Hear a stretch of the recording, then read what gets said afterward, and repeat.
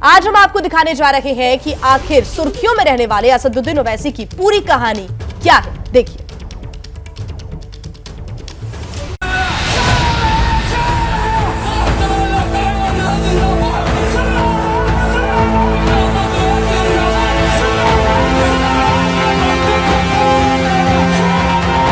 ये संगी नहीं पढ़ते, खाली मुगल मुगल मुगल।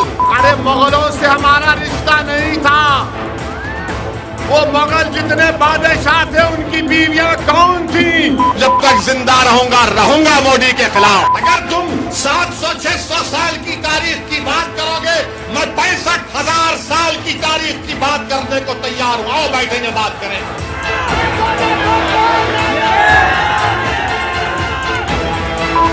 कांग्रेस पार्टी नहीं मुकाबला कर सकती बीजेपी और मोदी का। अगर कोई जानता है कैसे बीजेपी को रोका जाए तो उसका नाम असदुद्दीन ओवैसी और मल्ले से।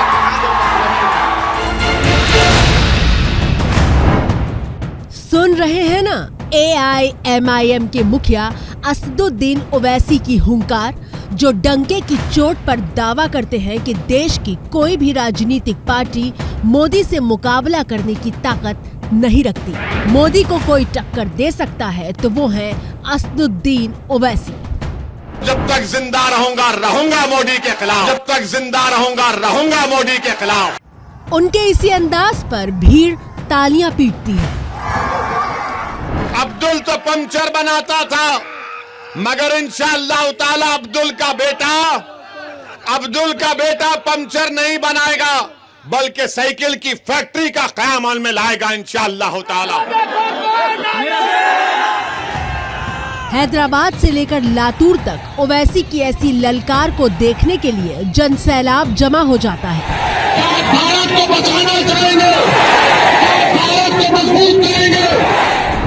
हम RSS के श्री मोहन भगवत से कहना चाह रहे हैं, ये बार बार आप मत बोलो अपने भाषण में भारत का मुसलमानों के पूर्वज हिंदू थे।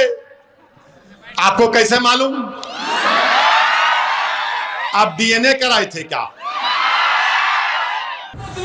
ओवैसी देश की सत्ताधारी पार्टी बीजेपी के खिलाफ सबसे तीखे हमले करने के लिए जाने जाते हैं।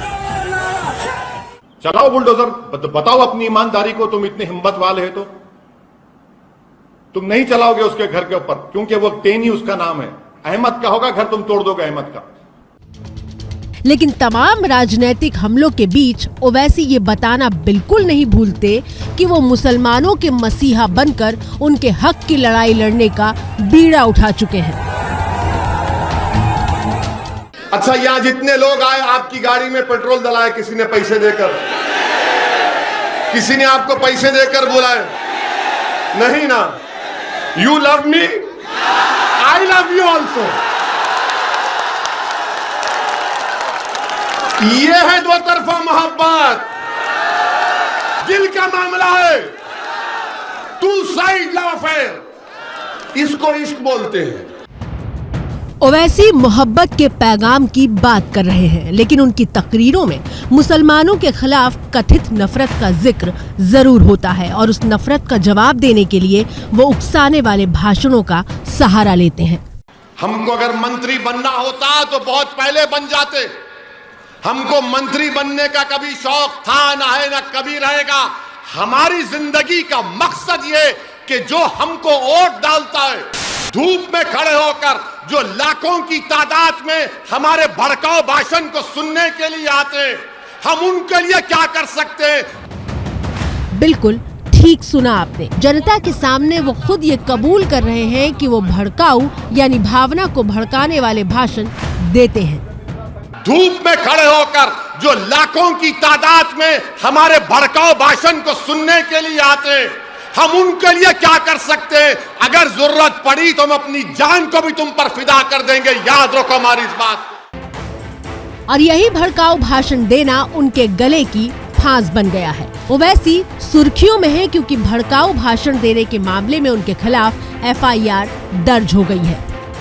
नफरत भरे बयानों से माहौल बिगाड़ने वालों पर दिल्ली पुलिस ने कार्रवाई करते हुए 33 लोगों के खिलाफ एफआईआर दर्ज की है, जिनके नाम एफआईआर में शामिल है। उनमें नवीन जिंदल, नुपुर शर्मा, स्वामी यति नरसिंहानंद और ओवैसी के नाम भी शामिल हैं। ये उन लोगों के खिलाफ हैं जो इंटरनेट के ऊपर, सोशल मीडिया के ऊपर, पब्लिक फोरम के ऊपर कुछ ऐसे कमेंट्स पास कर रहे थे जिसमें लग रहा था कि इससे रिलीजियस हेट्रेडनेस और एक पब्लिक ट्रैंक्विलिटी है उसके ऊपर बहुत इफेक्ट हो रहा है। तो उसको देखते हुए ये एफआईआर रजिस्टर की गई हैं। नुपुर शर्मा है, उनका है, नवीन जिंदल है, उनका है, और बहुत सारे अन्य लोग हैं जो आप सब जानते हैं, जो सोशल मीडिया पर बहुत वेनम स्प्यू कर रहे हैं, तो उन सब के खिलाफ किया गया है। अपने खिलाफ एफआईआर पर प्रतिक्रिया देते हुए ओवैसी ने पूछा है कि मुझे बताया जाए कि मेरा अपराध क्या है। ओवैसी ने एफआईआर की कॉपी ट्वीट करते हुए लिखा, मुझे एफआईआर कॉपी का एक अहम हिस्सा मिला है। मैंने पहली बार इस तरह की एफआईआर देखी है जिसमें यह स्पष्ट नहीं किया गया कि अपराध क्या है। हम इससे डरेंगे नहीं। मैं नहीं जानता कि मैंने ऐसा क्या कहा जिसकी वजह से मेरे खिलाफ एफआईआर हुई है। ट्वीट के जरिए दिल्ली पुलिस की कार्रवाई पर सवाल खड़े करते हुए ओवैसी ने कहा है कि अभद्र भाषा की आलोचना करने और अभद्र भाषा बोलने की तुलना नहीं हो सकती। दरअसल ओवैसी अपने उन बयानों का जिक्र कर रहे हैं जिसके जरिए वो लगातार बीजेपी पर हमले करते रहे हैं। देश के प्रधानमंत्री 10 दिन के बाद बोले इसको हटा दो, इसको सस्पेंड करो। अगर आज मैं नरेंद्र मोदी के बारे में अनपार्लियामेंट्री लैंग्वेज को इस्तेमाल करूं तो कल सुबह से बीजेपी वाले ओवैसी को पकड़ो, ओवैसी को पकड़ो, ओवैसी को पकड़ो। 27 मई को बीजेपी की पूर्व प्रवक्ता नुपुर शर्मा ने एक टीवी डिबेट के दौरान पैगंबर मोहम्मद पर आपत्तिजनक टिप्पणी की थी। इसके बाद से नुपुर के बयान पर बवाल मचा था। नुपुर शर्मा की टिप्पणी के खिलाफ 30 मई को ठाणे के मुंब्रा में केस दर्ज हुआ। 3 जून को बयान को लेकर कानपुर में नमाज के बाद हिंसा हुई।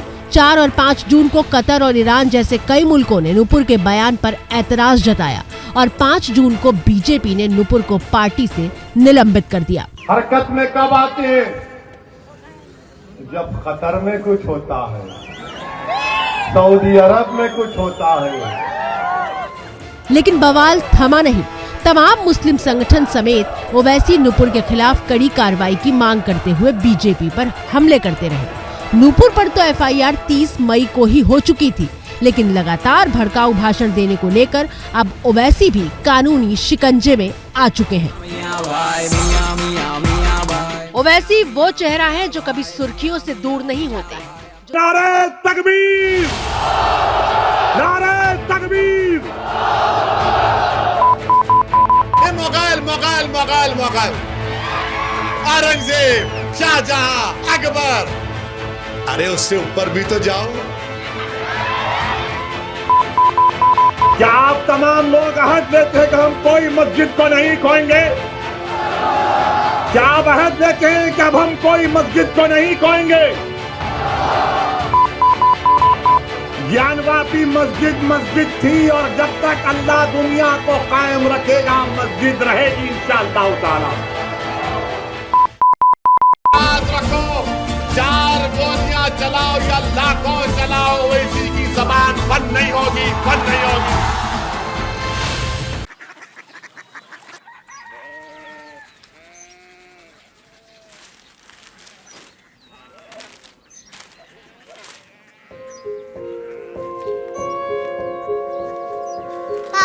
बाबा उड़िया सिटी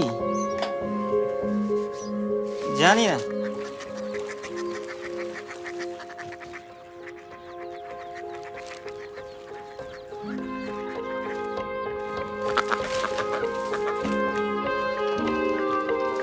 कोरिया सिटी? हाँ।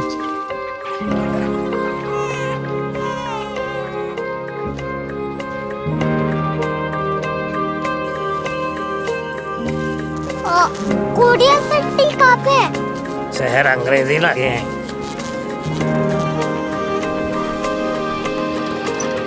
Korea city.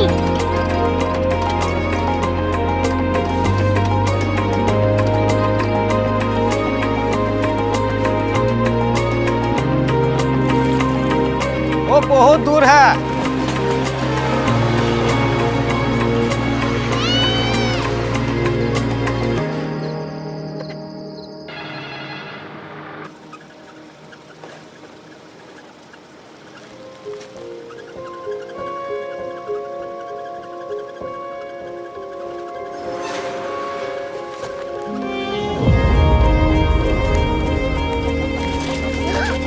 Korea city.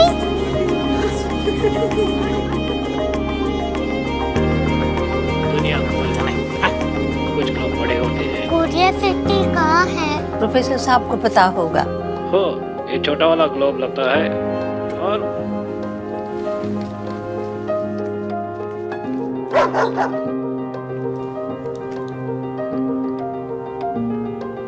पता नहीं, मेरी बेटी से जाके मिल लो, शायद उसे मालूम हो।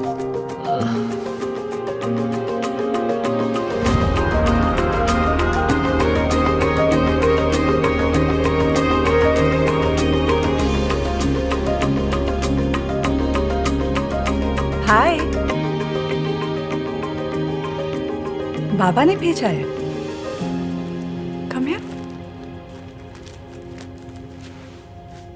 Korea city. कोरिया सिटी नहीं, क्यूरियोसिटी। वो क्या?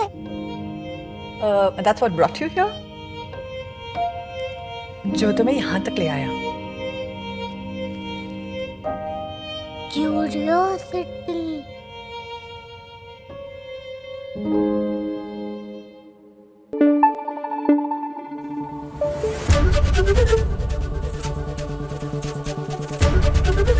ABP न्यूज आपको रखे आगे।